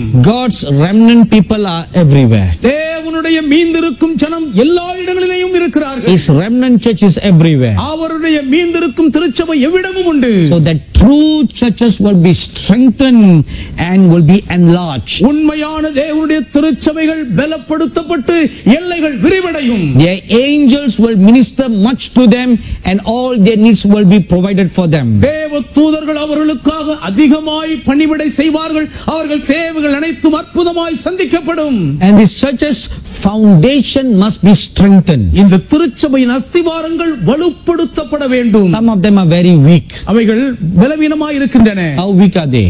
எவ்வளவு பலவீனம்? If you read Nehemiah chapter 4, நெகேமியா 4ஆம் அதிகாரத்தை படித்தால் verses 1 to 3, 1 முதல் 3 வரை வசனங்களிலே some enemies of Nehemiah will make fun of them building the walls of Jerusalem. எருசலேமின் அலங்கத்தை கட்டிக் கொண்டிருந்த நெகேமியாவின் சுவர் கட்டுமான பணியை சில சத்துருக்கள் கேலி செய்கிறார்கள். Oh, the enemies and those who are full of jealousy ridicules like this. சத்துருக்களாய் பொறாமை பிடித்தவர்கள் இப்படி கேலி செய்து பரியாசம் பண்ணுகிறார்கள். Oh, the walls are so weak. இந்த எருசலேமின் சுவர் எவ்வளவு பலவீனமா இருக்குதுன்னா Even if a fox runs over it, the walls will collapse. ஒரு நரி அதன் மேல ஏறி போனாலே சுவர் இடிந்து விழுந்து விடும்.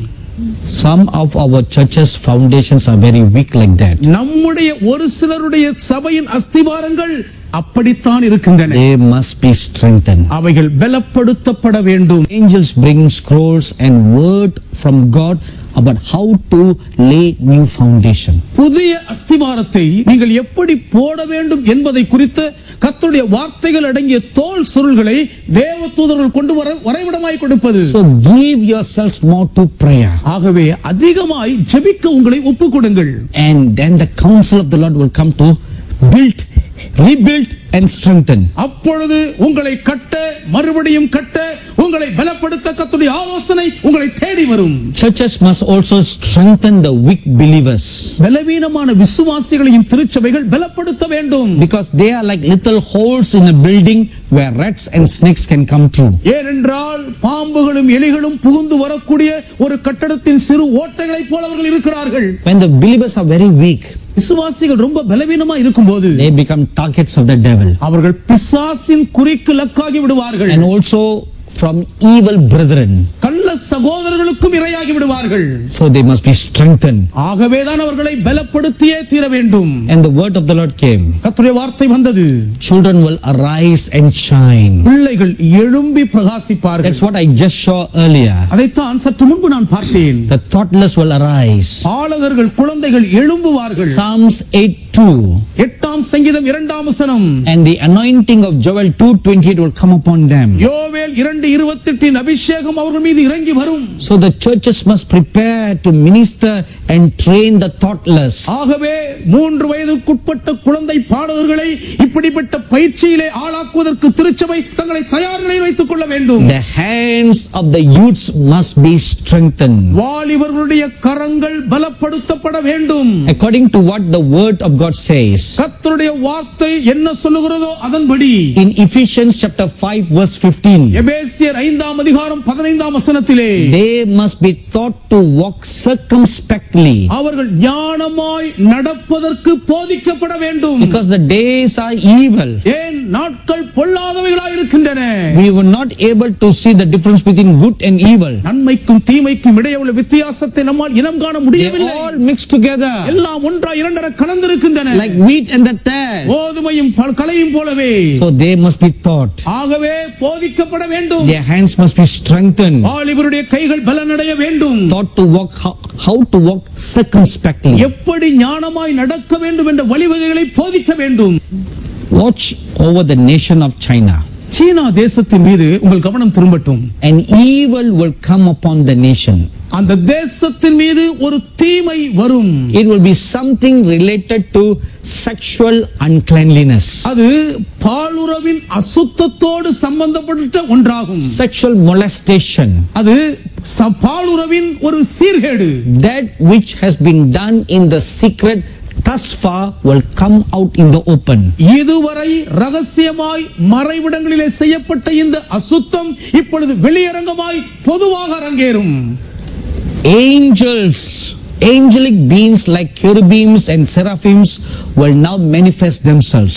தேவ தூதர்களின் கூட்டமாகிய கேருபீன்களும் சேராபீன்களும் தங்களை இப்பொழுது வெளிப்படுத்துவார்கள். If you read Isaiah chapter 6, ஏசாயா 6ஆம் அதிகாரத்தை படிப்பீர்களானால் he saw a vision in heaven. பரலோகத்திலே ஒரு தரிசனத்தை அவர் பார்க்கிறார். But as he was seeing, அவர் பார்த்துக் கொண்டிருக்கும் போதே a seraphim came flying down into the house of the prophet Isaiah. ஒரு சேராபீன் ஏசாயா தீர்க்கதரிசியின் வீட்டுக்குள்ளே பறந்து வந்தார். So the seraphim entered into Isaiah's house ஆகவே அந்த சேராபீன் ஏசாயாவின் வீட்டுக்குள்ளே வந்தார் and manifested himself. தன்னை வெளிப்படுத்தினார். Now if you read Ezekiel chapter 1, இப்பொழுது எசேக்கியேல் 1ஆம் அதிகாரத்தை படியுங்கள். prophet Ezekiel was praying எசேக்கியேல் தீர்க்கதரிசி ஜெபித்துக் கொண்டிருக்கிறார். and cherubim visited him ஒரு கேருபீன் வந்து அவரை சந்திக்கிறார். and they manifested themselves to him. தங்களை எசேக்கியேலுக்கு முன்பாக அவர்கள் வெளிப்படுத்தினார்கள். So that which were in biblical days வேதாகம நாட்களிலே எப்படி இருந்ததோ will once again manifest in our days. அதே வார்த்தையின்படியே மீண்டும் நம்முடைய நாட்களிலே காரியங்கள் நடக்கும். They have a service to perform for the churches. சபைகளுக்கென்று அவர்கள் செய்யும்படி சில சேவைகள் நியமிக்கப்பட்டிருக்கின்றன. So they will manifest as according to God's will. ஆகவே தேவனுடைய சித்தத்தின்படி அவர்கள் வெளிப்பட்டு to minister to the churches. திருச்சபைகளுக்கு ஊழியம் செய்வார்கள். So we need to open our hearts for that. ஆகவே இதற்கு ஏற்ற விதத்தில் நம்முடைய இதயத்தை நாம் திறந்து கொடுக்க வேண்டும். And the word of the Lord came. கர்த்தருடைய வார்த்தை வந்தது. Battle lines have been drawn between Israel and her enemies. இஸ்ரவேலுக்கும் இஸ்ரவேலின் எதிரி நாடுகளுக்கும் இடையே யுத்த கோடு வரையப்பட்டு விட்டது. It is quite similar to Zechariah chapter 12. சகரியா 12ஆம் அதிகாரத்திலே வாசிக்கிறதற்கு இணையானது. Verses 2 and 3. 2-3 வசனங்கள். Just like the battle lines are drawn between Israel and her enemies, இஸ்ரவேலுக்கும் அவளுடைய எதிரி நாடுகளுக்கும் இடையே போருக்கான இடைக்கோடு எப்படி வரையப்பட்டு விட்டதோ அதை போலவே likewise battle lines are drawn between the true church and the false church. உண்மையான தேவனுடைய திருச்சபைக்கும் கள்ள சபைகளுக்கும் இடையே அந்த யுத்த கோடு வரையப்பட்டு விட்டது. Between the true body of Christ and between the false mystery Babylon. கிறிஸ்துவின் உண்மையான சரீரத்திற்கும் பாபிலோனுடைய இந்த ரகசியமான கள்ளத்தனத்துக்கும் இடையே கோடு. Take heed, my dear brothers and sisters. என் அன்பு சகோதர சகோதரிகளே, எச்சரிக்கையாயிருங்கள். Mystery Babylon is already now come and she will make war with the true saints of God. பாபிலோனின் வேசி வந்துவிட்டாள். அவள் தேவனுடைய பரிசுத்தவான்களோடு யுத்தம் பண்ணுவாள். Revelation chapter 12 verse 17. வெளிப்படுத்தல் 12ஆம் அதிகாரம் 17ஆம் வசனம். The dragon goes to make war with the remnant. மீந்திருக்கிற அந்த சந்ததியோடு யுத்தம் பண்ணும்படி வலு சர்ப்பம் போயிற்று. When there is this danger around us, இப்படிப்பட்ட ஆபத்துகள் எல்லாம் நம்மை சூழ்ந்திருக்கையிலே, what is the counsel of God for our protection? நம்முடைய பாதுகாப்பை கருதி தேவன் கொடுக்கும் ஆலோசனை என்ன? Please listen carefully. தயவு செய்து கவனமாய் கேளுங்கள். As God instructed Moses to ask the children of Israel to apply blood of the lamb upon the doorposts of their houses. இஸ்ரவேல் புத்திரர் தங்கள் வீட்டின் நிலைக்கால்களிலே வாசற்கால் சட்டங்களிலே ஆட்டுக்குட்டியின் இரத்தத்தை பூசும்படி எப்படி மோசேயின் மூலம் தேவன் யோசனை தெரிவித்தாரோ அதே போல். You read that in Exodus chapter 12. யாத்ராகமம் 12ஆம் அதிகாரத்தில் இதை குறித்து நீங்கள் படிக்கலாம். Verses 21 to 23. 21 முதல் 23 வரை வசனங்களிலே. Likewise, அதைப் போலவே the true believers of God தேவனுடைய உண்மையான விசுவாசிகள் அனைவரும் must know and understand the power of the blood of Jesus Christ. இயேசு கிறிஸ்துவின் திரு இரத்தத்தின் வல்லமையின் தாக்கத்தை அறிந்து விசுவாசிக்க வேண்டும். The Bible tells us வேதம் நமக்கு சொல்லுகிறது in Revelation chapter 7 verse 14, வெளிப்படுத்தல் 7ஆம் அதிகாரம் 14ஆம் வசனத்திலே, chapter 12 verse 11, 12ஆம் அதிகாரம் 11ஆம் வசனத்திலே, that the last day remnant saints கடைசி காலத்தில் மீந்திருக்கும் பரிசுத்தவான்கள் know the secret of the power of the blood of the Lamb of God. தேவாட்டுக்குட்டியானுடைய திரு இரத்தத்தில் மறைந்திருக்கும் ரகசிய வல்லமையின் ரகசியத்தை அறிந்தவர்கள். This is something that we do not know too much very well yet. இதுவரை இதை குறித்து இன்னும் நாம் அளவுக்கு அதிகமாக இன்னும் அறியவில்லை. Just try to imagine for a moment. ஒரு கணம் கற்பனை செய்ய பாருங்களேன். The Israelites smeared blood on the doorposts of their houses. இஸ்ரவேலர் தங்கள் வீட்டு நிலைக்கால்களின் வாசற்கடி சட்டங்களிலே இரத்தத்தை பூசினார்கள். And the angel of death walked past by. சங்கார தூதன் அந்த வழியாய் கடந்து போகிறான். He saw the blood இரத்தத்தை பார்க்கிறான். and he just walked away. அப்படியே போய்விட்டான். So what is in the power?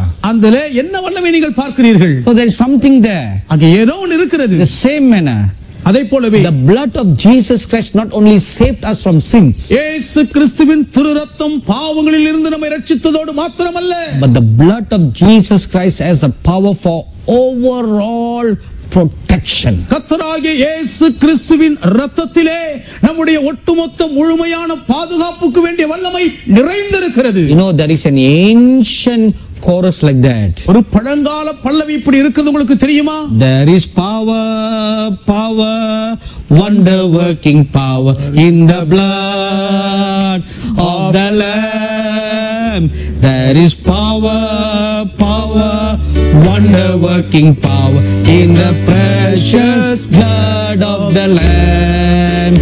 வல்லமை உண்டு உண்டு அற்புத வல்லமை இயேசுவின் இரத்தத்தில். வல்லமை உண்டு உண்டு அற்புத வல்லமை ஆட்டுக்குட்டியின் இரத்தத்தினால். Come on, sing with me. There is power, power, wonder working in the blood of the Lamb. There is power, power, wonder working power in the precious blood of the Lamb. I'm not a good singer. நான் ஒரு நல்ல பாடகர் அல்ல. I'm sure you are a very good singer. நீங்கள் எல்லாரும் நல்லா பாடுவீங்கன்னு நான் நம்புறேன். There is power in the blood of the Lamb. ஆட்டுக்குட்டியானவரின் திரு இரத்தத்திலே மகா வல்லமை இருக்கிறது. Even in the last days, கடைசி நாட்களிலும் it is the power of the blood of the Lamb that will protect us from the furious dragon. மகா கோப மூர்க்கத்தோடு வரும் வலு சர்ப்பத்தின் தாக்குதலுக்கு நம்மை விலக்கி பாதுகாக்கும் வல்லமை ஆட்டுக்குட்டியின் திரு இரத்தமே. You must learn the power that is in the blood. இந்த திரு இரத்தத்துக்குள் இருக்கும் வல்லமை நீங்கள் கற்றறிய வேண்டும். In 1 Corinthians chapter 11, 1 கொரிந்தியர் 11ஆம் அதிகாரத்திலே the apostle Paul gives us some secret about the Lord's Supper. கர்த்தராகிய இயேசு கிறிஸ்துவின் ராப்போஜன விருந்தை குறித்து பவுலடியார் சில ரகசியங்களை வரையறுக்கிறார். In John chapter 6, the Lord Jesus said, யோவான் 6ஆம் அதிகாரத்தில் கர்த்தர் இயேசு சொன்னார், the bread is his own flesh, இந்த அப்பம் என்னுடைய சொந்த மாம்சம்தான், and the grape wine is his own blood. இந்த திராட்சரசம் என் சொந்த இரத்தம் என்றார். Now let's come back to 1 Corinthians chapter 11. இப்பொழுது 1 கொரிந்தியர் 11ஆம் அதிகாரத்திற்கு திரும்பி வருவோம். The apostle Paul says, அப்போஸ்தலனாகிய பவுலடியார் now சொல்லுகிறார், listen carefully. கவனமாய் கேளுங்கள். If anybody takes that flesh and blood worthily, இந்த மாம்சத்தையும் இரத்தத்தையும் யாராவது அபாத்திரமாய் உட்கொண்டால், with the fear of God, they take it worthily.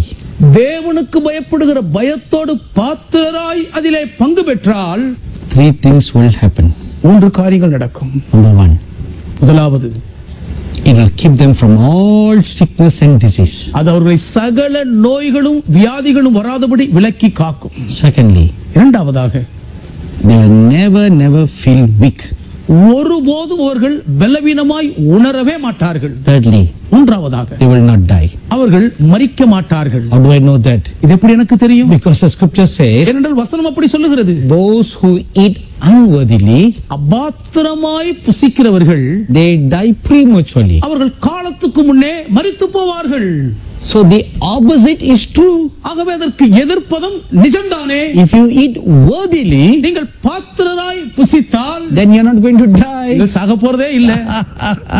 Simple logic, isn't it? இதிலே சாதாரணமாய் புரிந்து கொள்ளும் காரியம்தான். This is the secret to the survival of 3 million Israelites in the wilderness for 40 years. 40 ஆண்டு காலமாய் 30 லட்சம் இஸ்ரவேலர்கள் வனாந்தரத்திலே உயிர் பிழைத்து தழைத்ததற்குள்ள ரகசியமே இதுதான். They just ate manna that came down from heaven. வானத்திலிருந்து இறங்கி வந்த மன்னாவை தான் புசித்தார்கள். Food that came down from heaven. வானத்திலிருந்து வந்த ஆகாரம். They were not weak. அவர்கள் பலவீனப்படவும் இல்லை. They were healthy. ஆரோக்கியமாய் இருந்தார்கள். No sickness among them. அவர்களுக்குள் வியாதியே இல்லை. If they had not disobeyed, அவர்கள் மாத்திரம் கீழ்ப்படியாமல் இருந்திருந்தால், there was no death either. மரணமும் வந்திருக்காது. Now let's go back to the Garden of Eden. Eden தோட்டத்துக்கு திரும்பி செல்லலாமா? God told them, தேவன் அவர்களை பார்த்து சொன்னார், as long as you eat the tree of life, நீ ஜீவ விருட்சத்தின் கனியை புசிக்கும் வரையில் you have life. உனக்கு ஜீவன் இருக்கும். You know how Adam started dying? ஆதாம் எப்படி மரிக்க ஆரம்பித்தார் தெரியுமா? Not so much eating the fruit from the tree of knowledge of good and evil. நன்மை தீமை அறியத்தக்க விருட்சத்தின் கனியை புசித்ததினால் அல்ல. Not so much that. அந்த அளவுக்கு தாக்கம் அதை புசித்ததினால் அல்ல. அது மாத்திரம் அல்ல. But because he was prevented from eating the fruit of the tree of life. நன்மை தீமை அறியத்தக்க விருட்சத்தின் கனியை புசித்ததினால் மாத்திரம் அல்ல, ஜீவ விருட்சத்தின் கனியை புசியாதபடிக்கு அவர் தடை செய்யப்பட்டு விலக்கப்பட்டதுதான் காரணம். As long as he kept on eating the fruit from the tree of life, ஜீவ விருட்சத்தின் கனியை பறித்தவர் புசித்துக் கொண்டிருந்த வரையில், it's like the children of Israel eating manna. இஸ்ரவேல் புத்திரர் மன்னாவை புசித்தது போல் இருந்தது. The life of God, தேவனுடைய ஜீவன் is coming inside you, உங்களுக்குள்ளே வருகிறது, keeps you alive. அது உங்களை உயிரோடு காக்கிறது. The Lord Jesus Christ preserves you. கர்த்தராகிய இயேசு கிறிஸ்து உங்களை காப்பாற்றுகிறார். He holds all things by the power of his word. அவர் சகலத்தையும் தம்முடைய வார்த்தையின் வல்லமையினாலே தாங்குகிறவராய் இருக்கிறார். In him consists all things. அவருக்குள்ளே எல்லாம் அடங்கி இருக்கிறது. And that's what the tree of life was doing. அதைத்தான் ஜீவ விருட்சம் செய்து கொண்டிருந்தது. That is the very life of God.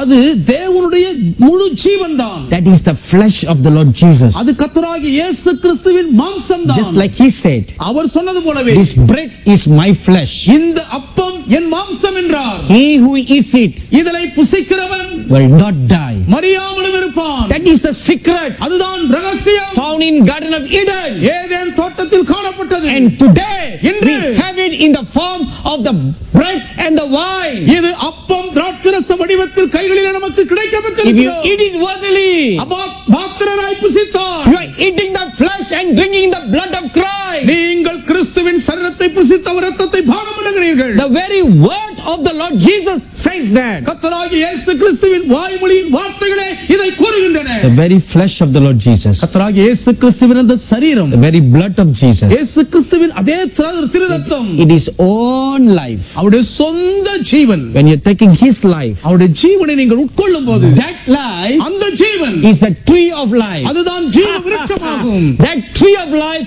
is the divine life of God. அந்த ஜீவ விருட்சம் தான் தேவாதி தேவனின் தெய்வீக ஜீவனாகும். And that tree of life is the one that's found in Revelation chapter 22 verse 1 and 2.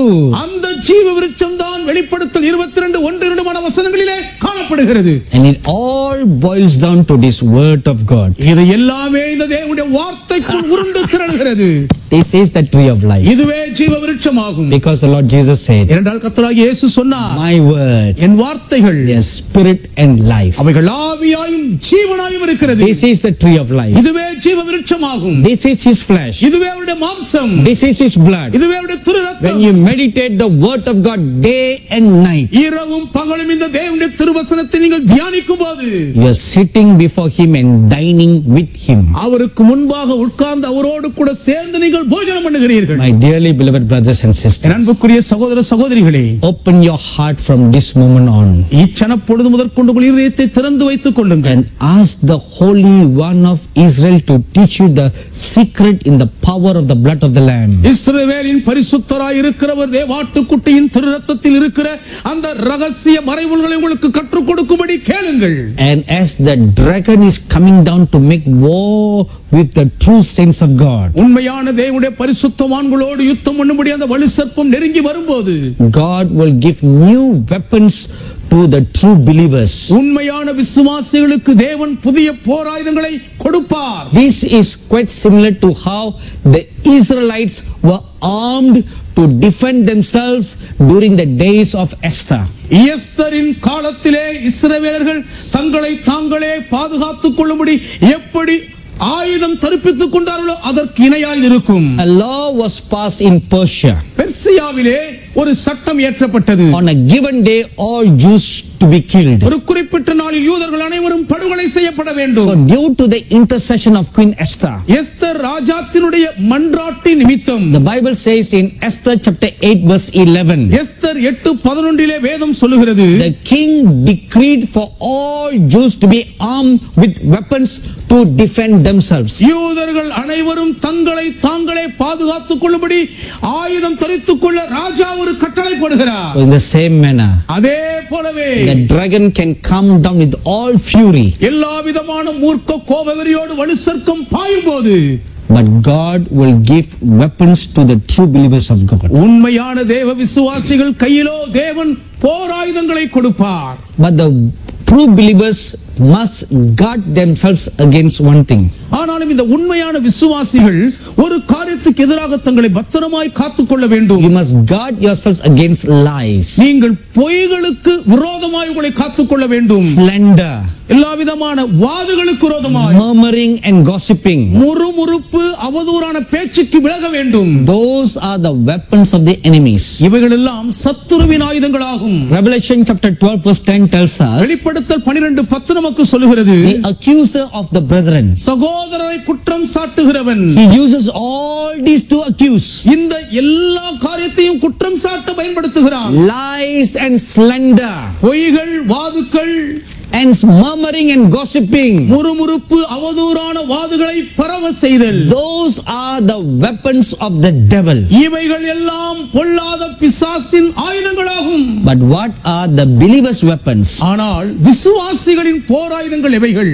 Colossians chapter 3 கொலோசையர் 3ஆம் அதிகாரம் verses 8 and 9. 8-9 வசனங்கள். Speaking the truth in all sincerity and love. எல்லா உண்மையோடும் அன்போடும் உண்மையை பேசுதல். My dearly beloved brothers and sisters, எனக்கு மிகவும் அன்புக்குரிய சகோதர சகோதரிகளே, changes have been decreed மாற்றங்கள் முடிவாக தீர்மானிக்கப்பட்டு விட்டன. and the nations are lined up for judgment. நியாய தீர்ப்புகளுக்காக தேசங்கள் வரிசையில் அணிவகுக்க ஆரம்பித்து விட்டன.